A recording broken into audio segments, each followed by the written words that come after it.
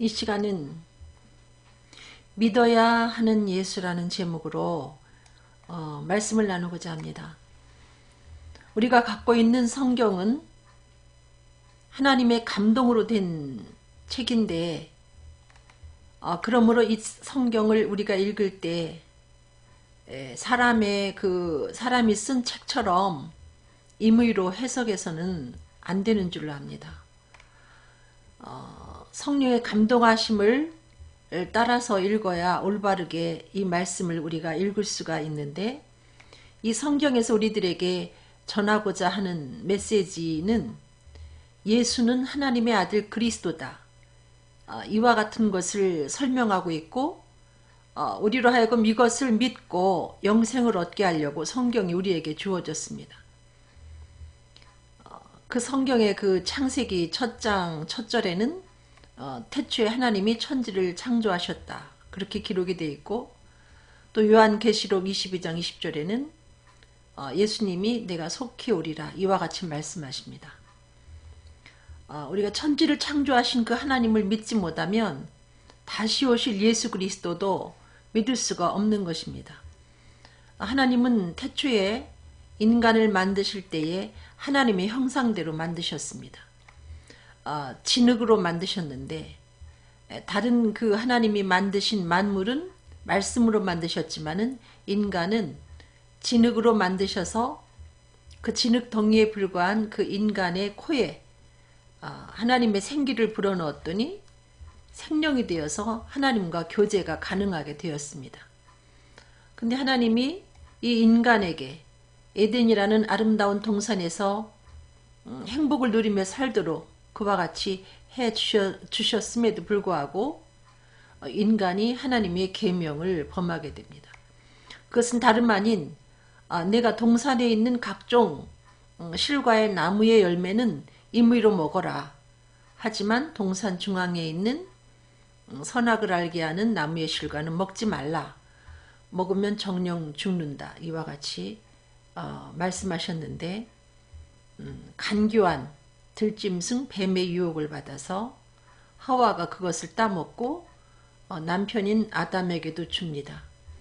그래서 인간은 하나님의 계명을 불순종해서 그것이 죄가 돼서 정령 죽으리라는 그 하나님의 그 경고대로 죽게 됩니다. 근데 죽는다는 것은 뭐 그 자리에서 그들이 그 선악과를 따먹고 죽은 것이 아니라 하나님과 멀어지는 것을 말합니다. 에덴 동산에서 추방당한 그 인간을 우리가 알 수 있는데, 마음으로 멀리 떠나 인간이 창조주 하나님과의 관계가 원수가 되어버렸습니다. 그리고 인간에게 너는 흙이니 흙으로 돌아갈 것이니라 하면서 육신의 죽음이 찾아오게 됐습니다. 근데 정령 죽으리라는 죽음의 의미가 만약에 이 두 가지로 끝난다면은 우리가 굳이 그 선악과 따먹은 결과에 대해서 두려워할 이유도 없고 우리는 구원자를 찾을 이유가 없습니다. 그렇지만 히브리서 9장 27절에 한 번 죽는 것은 사람에게 정하신 것이요 그 후에 심판이 있다, 그래서 하나님의 심판을 말씀하고 있는데, 그것이 바로 요한계시록 21장 8절에 나오는 불과 이왕으로 타는 못에 참여하는 둘째 사망이라 일컫는 지옥 형벌을 이야기합니다. 만약에 인간이 죄인이 아니고 또 죄로 인해서 이와 같은 둘째 사망이라는 무서운 지옥 형벌을 받지 않게 된다면 우리는 굳이 예수를 믿을 이유가 없습니다. 그렇지만 우리의 조상 아담과 하와가 죄를 범하였기 때문에 우리는 선악과의 그 맛을 보지도 못했고 어떻게 생긴 과일인지 알지도 못하지만은 그 우리 조상의 죄가 유전이 돼서 우리는 태어날 때부터 죄인이기 때문에 우리는 구원자를 찾아야 되고 예수를 믿어야 되는 것입니다. 요즘에 그 어린이집에서 아이들이 그 유아들이 김치를 아마 싫어하니까 안 먹었겠죠. 저희 아이도 이제 고등학교 3학년이 되는데 아직도 김치를 안 먹는 우리 둘째 아이가 김치를 먹지 않거든요.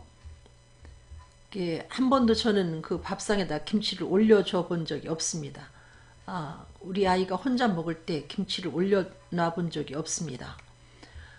이유는 제가 편식이 심하기 때문에 저도 어릴 때 김치를 잘 못 먹었고 김치를 씻어 먹다가 나중에 결혼할 때쯤 돼서 이제 김치도 그냥 먹을 수 있었고 뭐 현재까지 저는 마늘도 이렇게 생마늘을 먹을 줄 모르고 파도 먹을 줄 모르고 또 고기를 제가 먹지 못하고 정말 먹기 싫은 것은 제가 안 먹는 사람이기 때문에 그 정말 김치를 강제로 저렇게 먹이다가 아이들에게 스트레스를 줘야 되나 저는 그 생각을 합니다.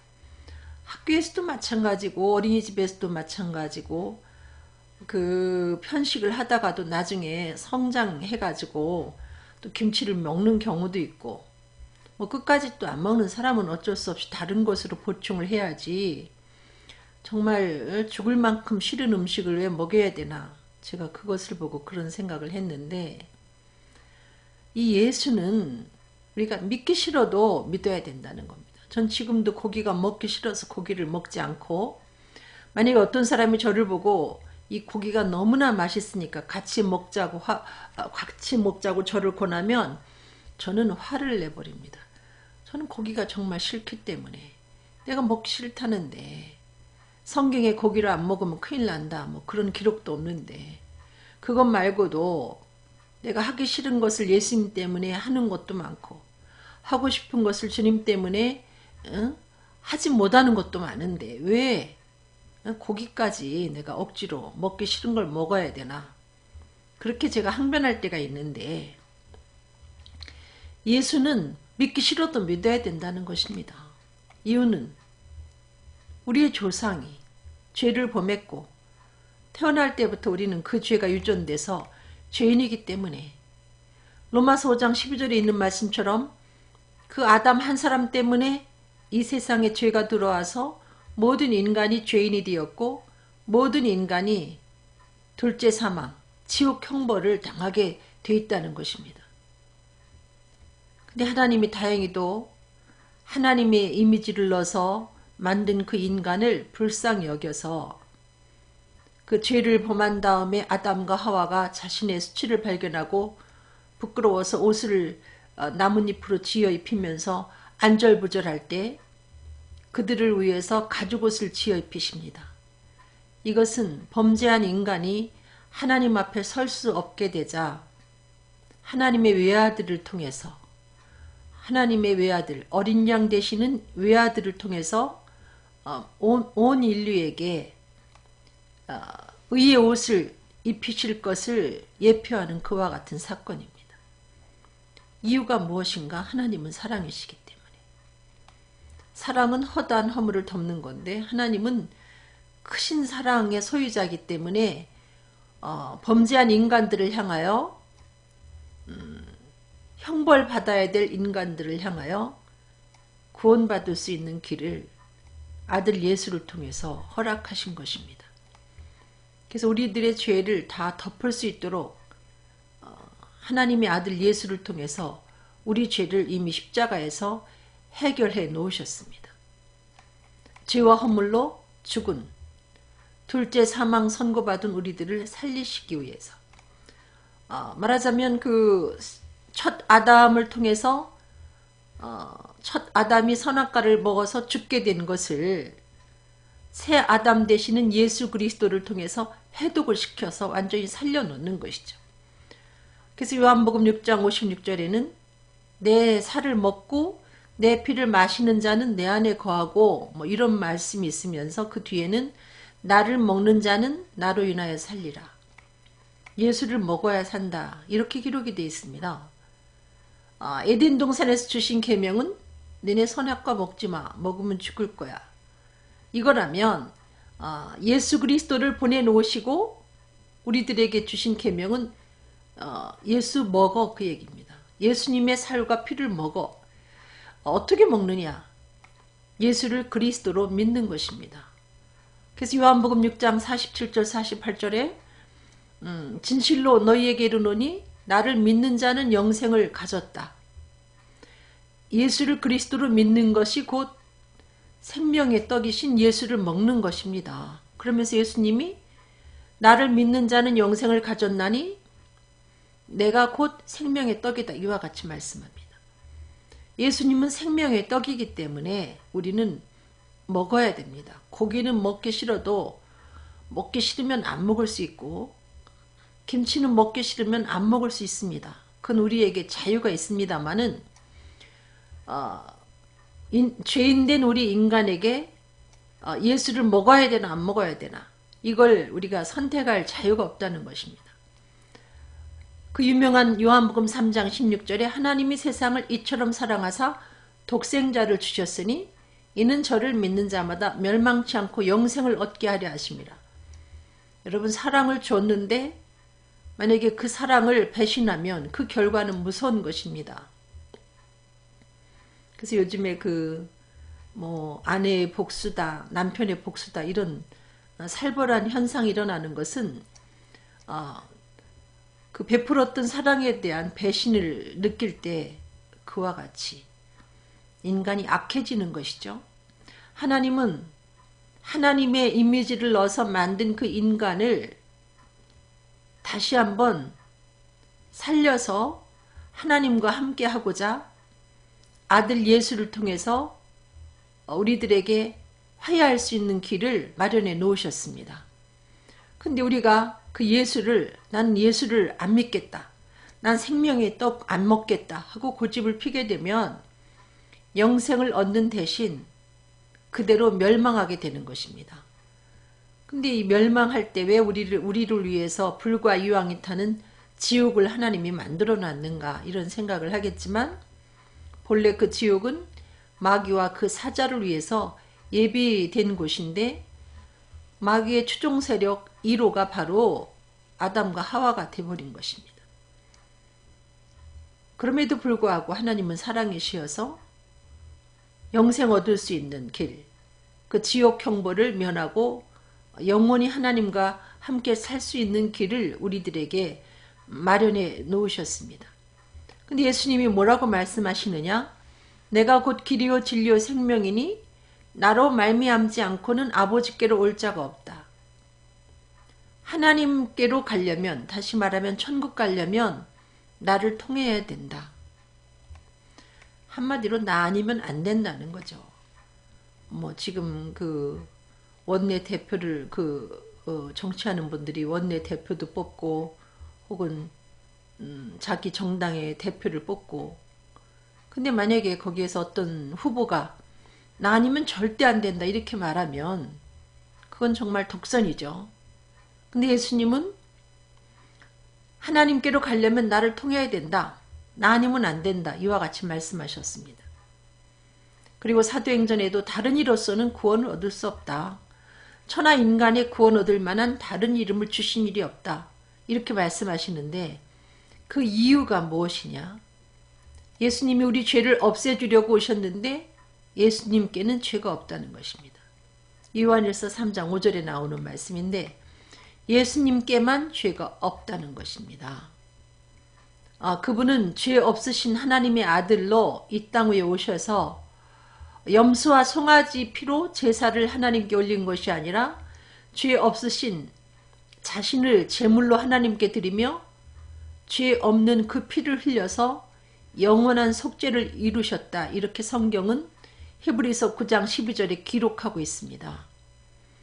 여러분 영원한 속죄라는 것은 우리가 예수 믿기 전에 지은 죄 혹은 예수 믿고 나서 죽을 때까지 지을 모든 죄까지 주님이 영원히 해결해 놓으셨다는 것입니다. 이유는 제물 대신 예수 그리스도가 완벽한 제물이었기 때문에 여러분 사람이 죄를 범했는데 어떻게 짐승의 피로 대신할 수 있겠습니까? 근데 예수님은 신이시자 그분은 완전한 인간으로서 죄 없는 완전한 인간으로서 제물로 말하면 완전한 제물이었기 때문에 예수님이 한번 하나님께 올린 제사가 하나님의 마음을 100% 만족시켜서 이제 더 이상 이 죄로 인해서 나한테 제사 지내지 마. 이렇게 해서 예수님이 십자가에 못 박혀 돌아가실 때 성소 휘장이 위로부터 아래까지 찢어졌습니다. 그 이후에 인간들은 하나님 앞에 제사를 지내지 않습니다. 본래는 하나님 앞에 제사를 드렸죠. 인간이 죄를 질 때마다 짐승을 잡아서 제사를 드렸는데 그 이후에는 어떤 사람이 잘못했다 해서 짐승을 잡아서 제사 드리거나 하는 일이 없습니다. 예수님이 완전한 구원자로서 완전한 구원을 이뤄 놓으셨기 때문에 이제 그 다음에 우리가 죄인으로서 할 수 있는 것은 예수님을 순종하는 것입니다.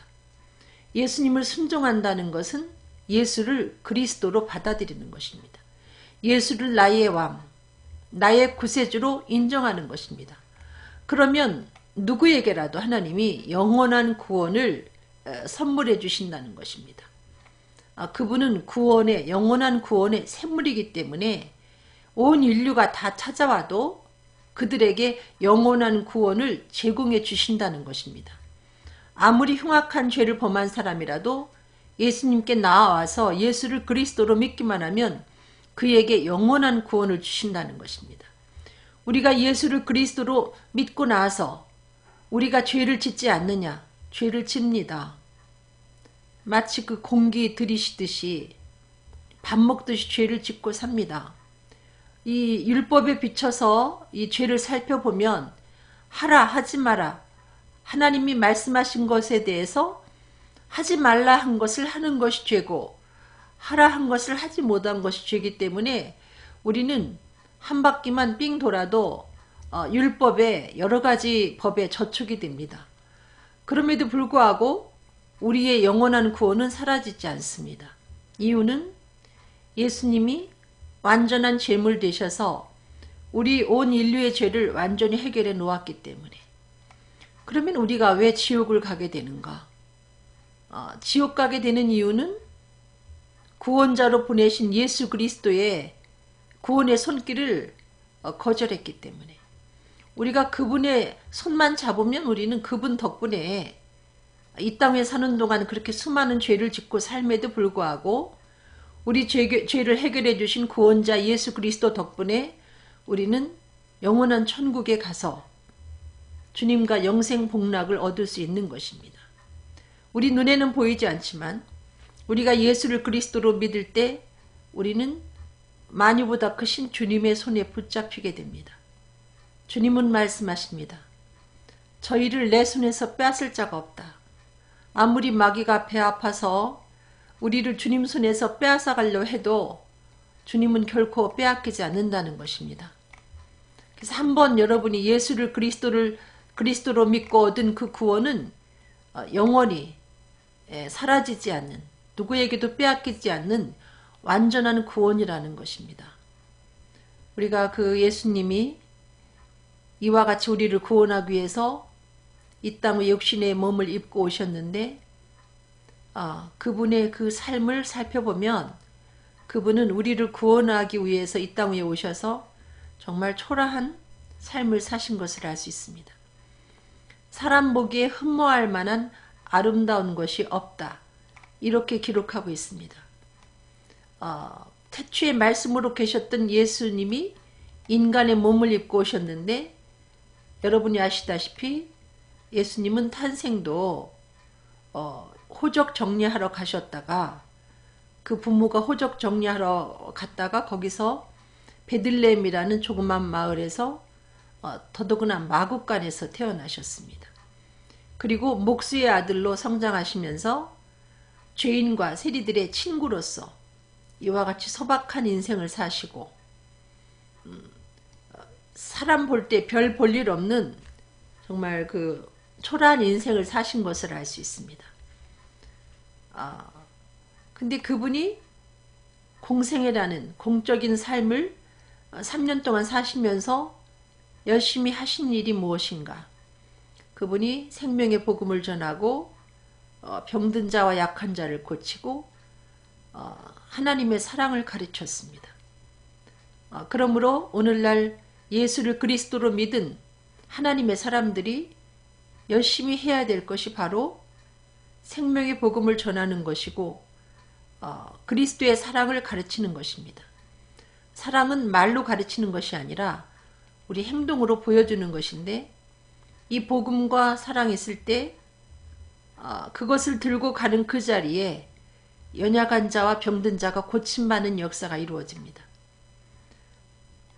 예수님은 우리를 위해서 우리를 그 율법의 저주에서 속량하시려고 십자가에 못 박혀 돌아가셨습니다. 그래서 우리가 이 얘기를 들으면 왜 하필이면 십자가에 피 흘려 돌아가셔야 됐을까? 그것은 하나님의 법이 그러했기 때문에 율법을 조차 거의 모든 물건이 피로써 정결케 되나니 피 흘림이 없은즉 사함이 없느니라. 이것이 하나님의 공의의 법이었기 때문에 하나님은 법을 세워놓고 그 법을 무너뜨리는 분이 아니라 그 법을 그대로 세우시는 분입니다. 그래서 그 법대로 주님은 우리들의 죄를 사하시기 위해서 피를 흘려서 십자가에서 돌아가신 것입니다. 근데 우리의 죄를 담당해서 우리를 그 율법의 저주에서 속량하시기 위해서 주님이 십자가를 지실 때 그분이 신이셨기 때문에 쉬웠던 것이 아니라 우리와 똑같은 인간의 몸을 입고 계셨기 때문에 뭐라고 주님은 제자들에게 표현을 하셨는가? 내 마음이 심히 고민하여 죽게 되었다. 이렇게 표현을 하신 것을 알 수 있고 얼굴을 땅에 대고 엎드려서 기도를 하시되 하나님 아버지 이 십자가를 내가 안 지면 안 되겠습니까? 이 잔을 내게서 지나가게 하옵소서. 이와 같은 기도도 올렸던 것을 우리가 알 수 있습니다. 이 땅 위에 십자가를 지기 위해서 오신 예수님이 십자가를 앞에 두고 심히 두려워하시고 고민하신 것을 알 수 있습니다. 이유는 그분은 우리와 똑같은 인간이셨고 또 앞에 다가올 모든 일을 미리 아시는 신이셨기 때문에 그래서 그 십자가를 앞에 두고 마침내 성령의 도우심으로 힘쓰고 애써 더 간절히 기도하시고 예수님을 죽음에서 능히 구원하실 하나님께 심한 통곡과 눈물로 간구와 소원을 올리신 것을 우리가 알 수 있습니다. 왜 이와 같이 심한 통곡과 눈물의 기도를 드렸어야 했을까요? 예수님은 그 모든 따르는 군중들에게 버림당할 것을 아셨고 또 12 제자에게 버림당할 것을 아셨고 마지막에 하나님께마저도 버림받을 수밖에 없는 버림받는다는 것을 아셨기 때문에 이사야서 53장 3절에 있는 것처럼 그는 멸시를 받아서 사람에게 실어 버림받았으며 간고를 많이 겪었으며 질고를 아는 자라. 마치 사람들에게 얼굴을 가리우고 보지 않음을 받는 자 같아서 멸시를 당하였고 우리도 그를 귀히 여기지 아니하였도다. 이렇게 모든 인간들로부터 마지막에는 하나님께마저도 버림당하는 것이 바로 십자가의 죽음인 것을 주님은 아셨습니다. 요한복음 18장 4절에 있는 것처럼 예수께서 그 당할 일을 다 아시고 예수님은 그 당할 일을 다 아셨습니다. 차라리 모르고 당하는 게 나을 터인데 다 아셨습니다. 그러므로 죽을 만큼 그분은 고민하셨던 것입니다. 근데 주님은 예언하신 대로 십자가에 못 박혀 돌아가신 다음에 죽은 자 가운데서 다시 사셨습니다. 육신이 썩음을 당하지 아니하시리라 하던 그 예언의 말씀대로 다시 사신 것입니다. 다시 사셔서 금방 하늘로 올라가신 것이 아니고 여러 사람들 앞에 제자들을 비롯한 여러 사람들 앞에 여러 번 나타나셨습니다.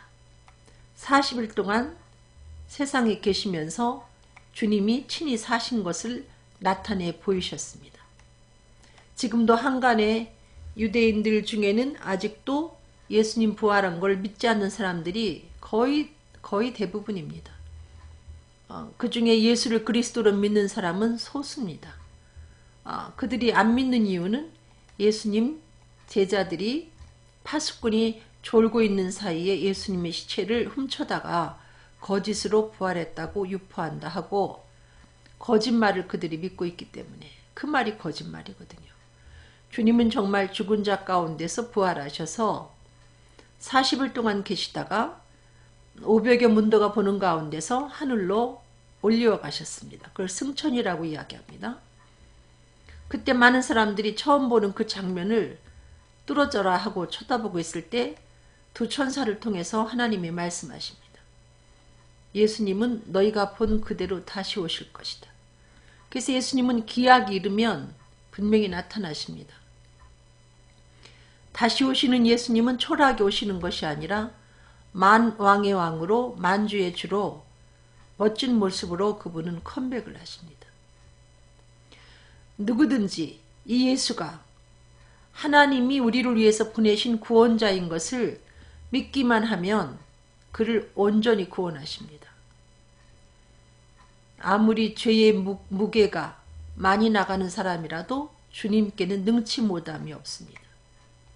돌아오기만 하면 과거를 묻지 아니하시고 그를 안아주시고 그를 하나님 자녀가 되는 그에게 권세를 부여하십니다. 주님은 지금도 우리의 마음의 문 밖에서 두드리고 계십니다. 너는 죄인이고 나는 내 죄를 해결하기 위해서 십자가에 못 박혀 죽었다가 다시 산 너의 왕 예수다. 나를 너의 구세주로 받아들이겠니?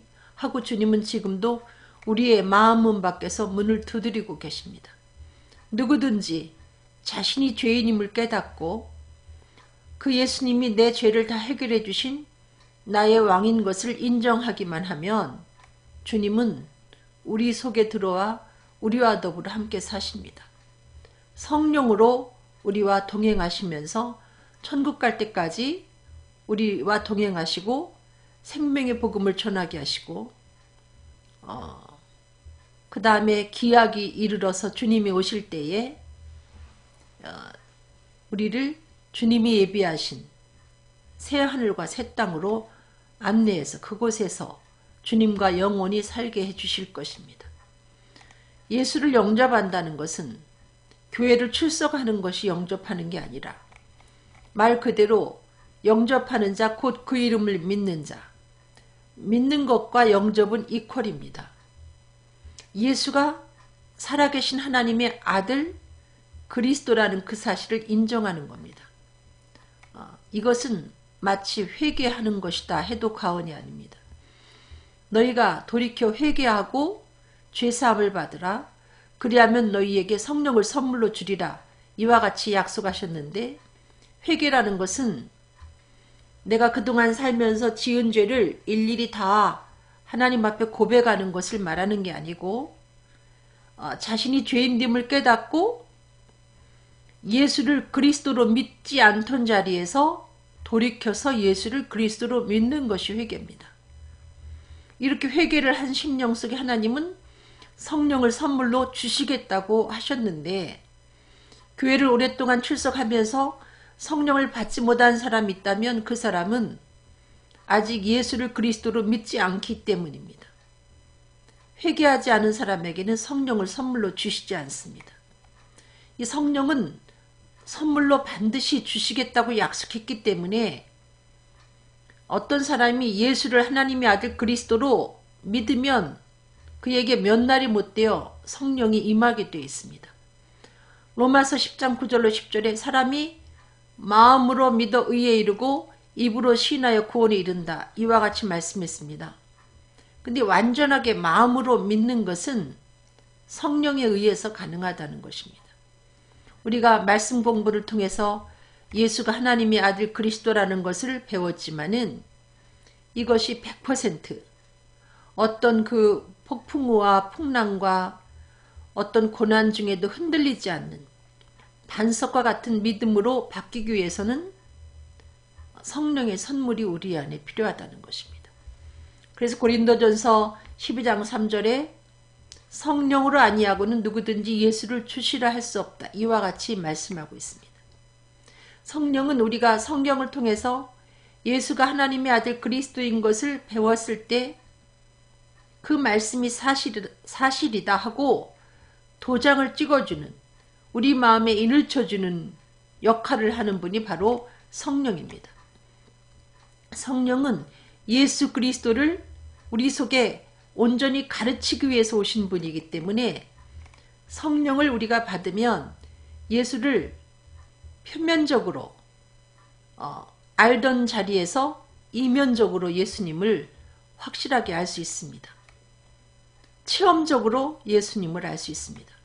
성령을 받으면 내가 예수님을, 부활하신 예수님을 보고 그 음성을 듣고 그 주님을 만졌다, 이렇게 표현할 만큼 우리 마음속에 넘치는 확신이 생깁니다. 그래서 예수님이 너희가 물과 성령으로 거듭나지 아니하면 하나님 나라에 들어갈 수 없다. 우리가 이 성령을 통한 확실한 믿음을 갖지 아니하면 언제 우리가 믿음을 저버리고 하나님을 떠날지 알 수 없습니다. 우리의 믿음이 반석 같은 믿음이 되지 않기 때문에.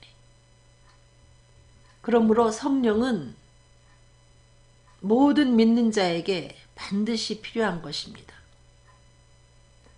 이 성령은 살려주는 영이다, 이렇게 표현이 되어 있습니다. 진흙덩이인 그 인간의 형체 속에 하나님이 그 코에 생기를 불어넣었을 때 생명이 된 것처럼 죄와 허물로 죽었던, 죄 때문에 하나님의 생긴 성령이 떠났던 그 인간에게 하나님의 생긴 성령이 임할 때 다시 그 인간이 생명이 돼서 하나님과 교제하다가 마침내 천국에 도달하게 되는 것입니다. 이 성령을 받으면 우리 마음속에 2000년 전에 돌아가신 그 예수가 살아계신 하나님의 아들 그리스도라는 넘치는 확신이 생기므로 예루살렘과 온 유다와 사마리아와 땅끝까지 이르러 복음을 증거하게 되어 있습니다. 제가 오래전에 성령을 받고 이렇게 복음을 전하고 있는데, 저는 저희 오빠가 작심 3일이라고 이야기하는 사람이었습니다.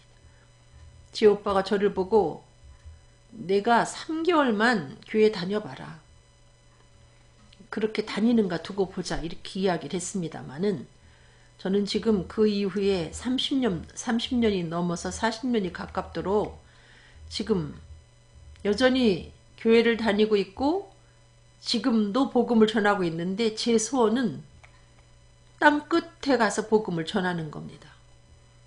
그래서 이 고맙게도 이 아프리카 방송을 통해서 제가 이렇게 방송으로 복음을 전하게 돼서 얼마나 감사하고 또 기쁜지 이루 말할 수가 없습니다. 작심 3일인 제가 40년 가까이 지금 복음을 전하고 있는 것은 내 안에 성령이 임했기 때문에, 내 안에 넘치는 확신이 있기 때문에, 집 근처 가족을 전도하다가 집 근처를 전도하다가 이제는 정말 땅끝이라도 가서 복음을 전하고 싶은 그와 같은 소망을 갖게 된 것입니다. 반드시 여러분이 죄를 회개하고 예수 그리스도를 믿으면 성령은 선물로 주어지는데, 요한복음 16장 9절에 죄가 무엇인가? 율법에 위배되는 모든 것이 다 죄라고 할 수 있지만 하나님이 예수를 보내놓으시고 우리들에게 죄라고 일컫는 것은 단 한 가지, 죄에 대하여라 하면 저희가 나를 믿지 아니하며. 여러분이 예수를 그리스도로 믿지 아니하는 것, 그 죄를 회개해야 된다는 거죠. 저도 어렸을 때부터 초등학교 5학년 때까지 교회를 다녔지만 저는 예수를 그리스도로 믿지 않았습니다. 그래서 저는 당연히 구원의 확신도 없고 지옥에 대한 두려움이 있었습니다. 근데 제가 어느 날 청년이 돼서 복음을 듣고 비로소 그때 제가 역사적인 인물로, 존경하는 인물로만 믿고 있던 그 예수를 살아계신 하나님의 아들, 나의 구세주, 신으로 믿게 되었습니다. 믿게 되었을 때 몇 날이 못 돼서 저에게, 그렇게 믿고 난 후 불과 며칠을 못 돼서 저에게 하나님은 성령을 선물로 주셨습니다. 분명히 사도행전 1장 4절로 5절에 아버지 약속하신 것을 기다리면 몇 날이 못 되어 성령 세례 받을 것이다, 이와 같이 말씀하고 계십니다. 여러분들이 예수를 그리스도로 믿지 않던 자리에서 예수를 그리스도로 믿고 기다리면 몇 날이 못 되어 성령 세례 받을 것입니다. 하나님이 아들까지 주셨는데 우리들에게 왜 성령을 안 주시겠습니까? 하늘아버지가 우리를 구원하기 위해서 아들을 보내놓으시고 누구든지 그 아들을 자신의 구원자로 믿기만 하면 그에게 하나님은 성령을 선물로 주시고, 성령을 통해서 우리가 하나님 자녀가 되었음을 확신하게 되고, 성령을 통해서 하늘나라를 보게 되고, 성령을 통해서 예수가 하나님의 아들 그리스도인 것을 확실히 믿으며 땅끝까지 복음을 전파하게 되는 것입니다. 여러분, 음식은 먹기 싫은 것은 안 먹어도 됩니다. 그러나 생명의 떡이신 예수님은 여러분이 먹기 싫어도 먹어야 됩니다. 이미 우리 조상 아담과 하와를 통해서 우리는 죄와 허물로 죽었기 때문에 우리가 다시 살아서 하나님과 하나님이 예비하신 그 새 하늘과 새 땅에서 눈물 없고 아름다운 것으로 가득 찬 그곳에서 함께 영원히 행복하게 살려면 우리는 먹기 싫어도 이 생명의 떡을 먹어야 되는 것입니다. 그래서 이 시간의 말씀의 제목이 믿어야 하는 예수, 믿기 싫어도 믿어야 하는 예수라는 것을 여러분이 기억하시길 바랍니다. 기도하겠습니다. 사랑이 많으신 하나님, 우리가 이 땅에 살면서 어떤 것은 내가 하기 싫어서 안 할 수도 있고, 하지만 어떤 것은 내가 하기 싫어도 해야 되는 것이 있고, 음식은 먹기 싫은 거 안 먹을 수도 있지만 생명의 떡이신 예수는 내가 꼭 먹어야 된다는 사실을 알게 허락하여 주신 것 감사합니다. 선악과를 먹고 망하게 된 인류에게 하나님의 독생자를 통해서 다시 살 수 있도록 생명의 떡을 허락하신 주님,